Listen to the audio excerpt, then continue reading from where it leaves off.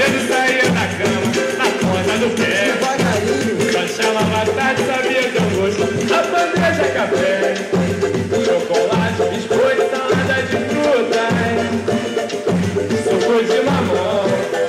No almoço era filé mignon, ou arroz à la grega, batata corada, ou milho bom.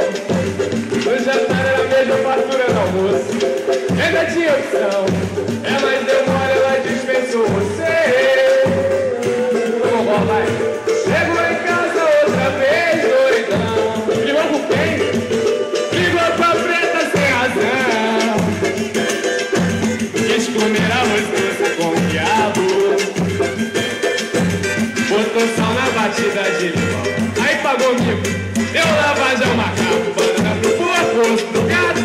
Sartel, cachorro, cachaça no pato. Entrou no chuveiro de 10 de sapato. Não queria papo.